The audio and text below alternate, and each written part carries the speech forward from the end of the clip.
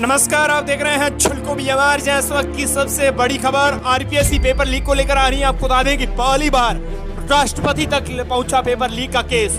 द्रौपदी मुर्मू को फाइल नहीं भेजते तो बच निकलता आरपीएससी सदस्य कटारा।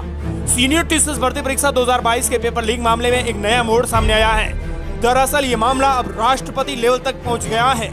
सीनियर टीचर्स भर्ती परीक्षा 2022 के पेपर लीक केस में गिरफ्तार आरपीएससी के सदस्य बाबूलाल कटारा को अब अपनी सदस्यता भी खोनी पड़ेगी। राज्य सरकार ने उसके विरुद्ध सख्त कदम उठाते हुए उसे पद से हटाने के लिए सिफारिश राष्ट्रपति द्रौपदी मुर्मू से की है। इस संबंध में एक फाइल मुख्यमंत्री अशोक गहलोत के स्तर पर मंजूर करवाकर राष्ट्रपति को भेजी गई है।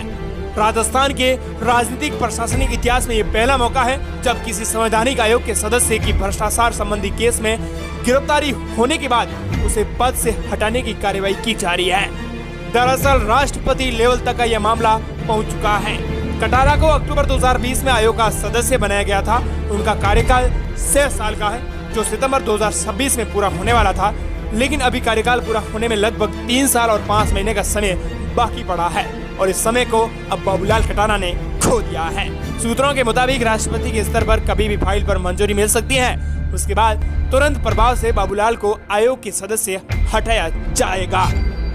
आरपीएससी एक संवैधानिक आयोग है जिसकी स्थापना केंद्र सरकार के नियमों के अनुसार की गई थी।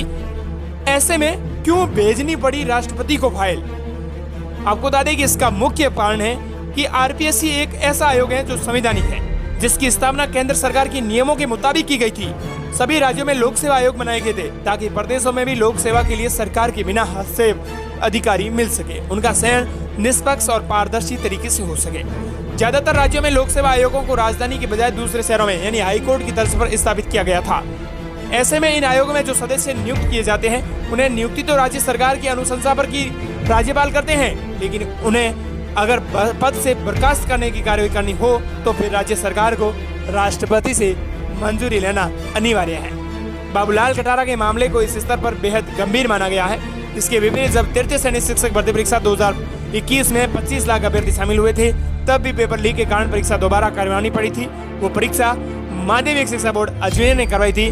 तब बोर्ड के तत्कालीन चेयरमैन डीपी जारोली को राज्य सरकार ने अपने स्तर पर ही बर्खास्त कर दिया था, क्योंकि जारोली के प्रकरण में सरकार को राष्ट्रपति से इजाजत लेने की कोई आवश्यकता नहीं थी।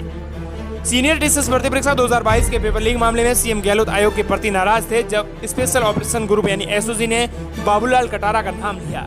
गहलोत 1 लाख युवाओं को सरकारी नौकरी देने का वादा कर रहे हैं, प्रसार कर रहे थे। इसी बीच कटारा की गिरफ्तारी ने पेपर लीक मामले में सरकार को भी कीचड़ उछाल दिया। विपक्षी पार्टी भाजपा ने जयपुर से लेकर दिल्ली तक गहलोत सरकार पर प्रहार किए हैं। बेरोजगार युवाओं ने आरपीएससी और सरकार के खिलाफ प्रदर्शन किए हैं।